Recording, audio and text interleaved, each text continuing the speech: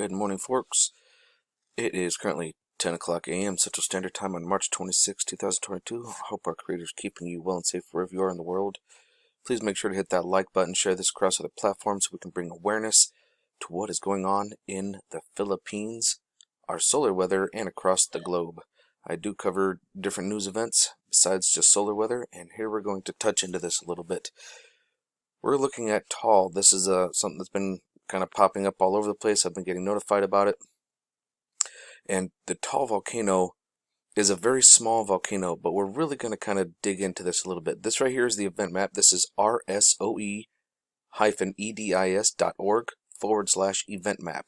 And this event map lets you know of different things that are going on. You can see Ukraine going on over here, of course, all the different little battles and stuff that they're showing. France, all the way down in here to Zambia, South Africa. Like, here's a little hurricane out here, the path that it's taking. So this is definitely a good map to come and take a look at to see what's going on around the world, especially around your area that you may not even know about. So we're actually going to dig into this a little bit. Now going over here to Taal,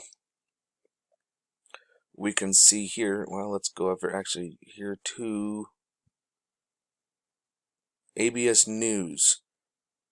ABS News, now this is one of the things that actually kind of bothers me, that they are covering the volcano, but here's the thing. They're giving you the information here, okay, but the video that comes up right when you get there, oh, hang on a second, the video that comes up right when you get there is about Ukraine. You know, they can't, it's like they can't shut up about Ukraine for 2 seconds to let people know. I mean, literally, this whole thing is about Ukraine. Listen. And we must have to continue to scale up that assistance, coordinate it closely with the government of Ukraine. I mean, this whole thing, 3 minutes and 14, they're going to put this video about Ukraine, but, oh, here we're going to give you the stuff about the Philippines, about the volcano. I mean, talk about despicable. Over here at earthquakes.volcanodiscovery.com, where they do earthquakes and volcanoes, they're actually showing this one here as minor activity or eruption warning. And this was last updated on the 11th of March. So this is actually, there's actually been stuff going on here for, I mean, this is the 26th. That's 15 days. What in the fragnog? That doesn't seem right, does it? Why are we just now hearing about this? But this is actually a small part of a bigger picture. Alright, so basically the meat and potatoes is that a small volcano in a scenic lake near the Philippine capital belched a white plume of steam and ash 1.5 kilometers or 1 mile into the sky in a brief explosion on Saturday, prompting authorities to raise the alert level to urge thousands of residents to protectively evacuate from high-risk villages. Magma came into contact with water in the main crater of Taal volcano in Batangas province, setting off the steam-driven blast that was followed by smaller emissions and accompanied by volcanic earthquakes. The Philippine Institute of Volcanology and Seismology said the institute raised the alarm at the 1,020-foot or 311-meter Taal volcano, one of the world's smallest volcanoes, to the 3rd level in a 5-step warning system, meaning there's a magmatic intrusion at the main crater that may further drive succeeding eruptions. Residents of 5 lakeside villages in the Batangas town of Agoncillo and Laurel were warned of possible hazards including fast-moving gas and molten materials and volcanic tsunamis in the volcanic lake, and urged to evacuate to safer areas. It was a powerful burst, but now the volcano has calmed down, Laurel Mayor, I'm going to say Joan Amo told the Associated Press by telephone, adding that about 8,000 residents in higher-risk villages in her town were ready to be moved to safety if the volcanic unrest continues.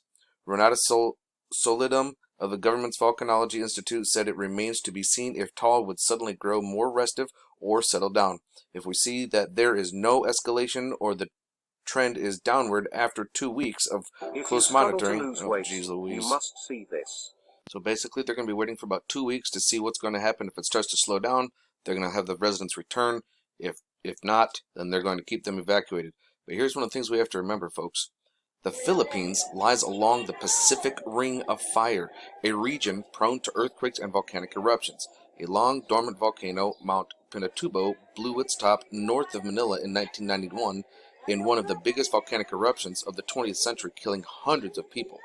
A small volcano in a scenic lake near the Philippine capital has belched a white. Yeah, I just actually, but I'm actually reading from the same. They're redoing the same thing in a double. That is just so weird. I don't know why they do that. Sorry, folks.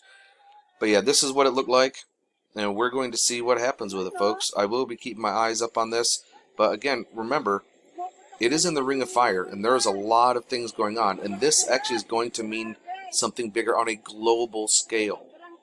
Okay, then I'll show you what I'm talking about on a global scale. What happens when you've got a small volcano going off? Well, we've got other volcanoes going off. If you guys have been following, like, Japan has been going off. There's 2 volcanoes in Japan that have been going off all around the Ring of Fire. Like, there's volcanoes going off everywhere along our tectonic plates. Here we are looking at the Ring of Fire right around here. Ring of Fire. Okay, you can see all of these volcanoes going off. If they're in red, they're going off. That means it is in eruption. Full eruption. Magma, all of it coming out. Orange, as you can come up here, is warning, minor activity. Yellow means that there's unrest, and well, of course, I don't have the green all that's on there, but just the actual eruption ones. Now they're saying this one didn't update it. It actually was a small eruption, but if we're going to just tap on the red ones, just the ones that are in eruptions, you can see them right up here in Alaska, Russia. This little chain right over here, Japan. Look at all these earthquakes. And these are also the earthquakes. Notice how most of these earthquakes are along the Ring of Fire as well.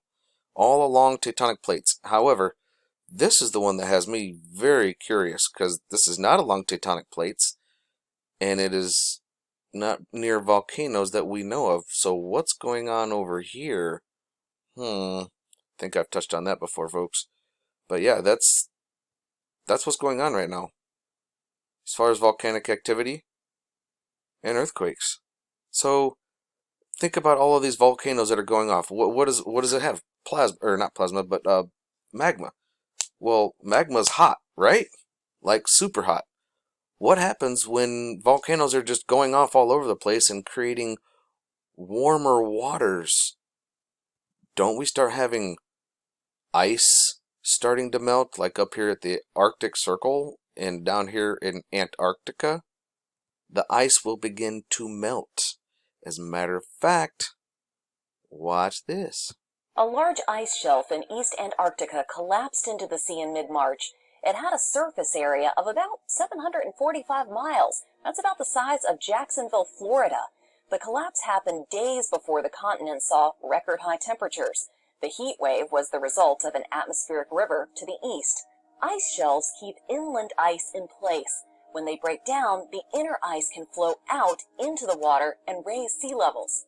The Conger Shelf has been shrinking gradually for decades, but by March of this year, it looked like its surface area was half of what it was in January. Scientists told The Guardian it's not normal for such a major collapse to happen so quickly.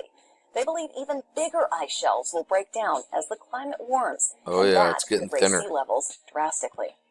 Oh yes, it will. I don't know if you guys saw that. Let's see if we can go back here a little bit. Phil, give it to me. Oh, it's not going to give it to me. I actually got to play it again. God darn it. But you notice how this is getting thinner, and this is starting to break away. Pretty soon this will actually start running out because the water is getting warmer. Temperatures are rising. This is all going to start melting. Well, what is that going to do? What that's going to do is it's going to disrupt our currents, our oceanic currents. I mean, we've got everything getting warmer here in Brazil, right? From, because here's our equatorial line.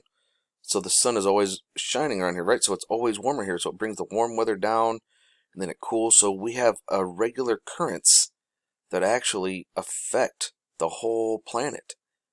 Okay, it also has to do with, this affects whales, whale movement, whale migration, fish migration, like everything. This is extremely important and worth paying attention to, folks. Now, one of the other things that's worth paying attention to is that when you take a look here, check this out. What do we got here? Let me zoom in on this. You've got all of these. Now we're getting magma, hot magma in the oceans where there normally isn't as much as there normally, like, this isn't normal. A lot of magma going into the water, warming the water, right? So now it's getting even warmer. Well, what's that going to do? It's going to start melting this ice. Oh, and look, we've even got one on tap just sounding off down here in Antarctica. heating things up. Not just heating up the water, heating the atmosphere. Okay, so a lot of this ice is going to start melting. Not just because the water's smacking up against it, warming it, but because of the atmosphere. Well, what do you think that's going to do, folks? It's going to melt. And this right here, you can type in future world map and go to images, and here you go. There are several images of this. The U.S. Navy even has a map of this. This is pretty much their map. We're looking at some serious situations here, folks. Now, I find it funny that we see a landmass here that we never saw before, or here. Well, even out here. Well, why don't we see these? I mean, we got one over here too. So what is this? This right here actually is the end of this. Look at this. Is this Hawaii? I mean, that's Lumeria. Wow. We're looking at a pole flip and a lot of water. Well, what's going to happen when you got all this extra water? Well, we can also wind up going into a mini ice age. That's right. Right now, we're getting to solar cycle 25. The sun is going to get very hot. Okay, we're going to have a lot more plasma coming at us, a lot more heat. It's going to heat, not to mention the volcanoes, right? We got the volcanoes putting magma into the water, warming up the ocean. Then we got solar cycle 25 heating up our atmosphere. Volcanoes are heating up the atmosphere and the water. So the planet's going to get warmer. Well, what happens after it gets warmer and the sun finally, after it peaks in solar cycle 25 and it starts to cool back down? Well, everything's going to cool back down. Now you got all this extra water that's not going to be warm anymore. It's going to start getting cooler. Well, it's going to mess with our currents. And if the sun actually does a slight micronova, where it just kind of goes poof, and just kind of like, all right, I'm done with this crap. And because it does do that, our sun does do that on a regular basis, on a cycle. If it happens to do that, what's going to happen? It's not going to be as warm. And as a matter of fact, the Earth has been in an ice age most of the last 400,000 years. The Earth's temperature is in each of the last 4 interglacial periods was several degrees warmer than today. But look at this. Look at how the spikes come up here. But if you notice, when we get down into like this down here is the ice age. Okay, this is when it's warmer. Okay, this is the ice age. Boop, down here. We've been up in here for a while. Look at this. It takes a little while to finally come up out of it. So whoop, it's looking like we're going to spike up and get warmer with the solar cycle, okay? And with the volcanoes, we're going to get warmer just like this. Look at it. Every single one of these, it gets warmer, and then it just kind of goes do right down into an ice age. So I have a feeling that that's coming. I mean, these are projections, of course, of what it could look like, but it's not out of the realm of possibilities by any means. So it's time that people start really preparing for this stuff, because I have a feeling this is going to happen. If it doesn't, hey, fantastic. I would rather be wrong. I'll be honest, I would rather be wrong. But what if I'm not? Okay? There's no reason why we can't start preparing for it. Having other means of trying to stay warm, ways of cooking food, like with wood or gas, natural gas, some form of way of cooking with things. We might have to start using wood again to heat and to cook with, just like in the old days. So keep your eyes open, folks. No fear. And remember that love is the only way forward.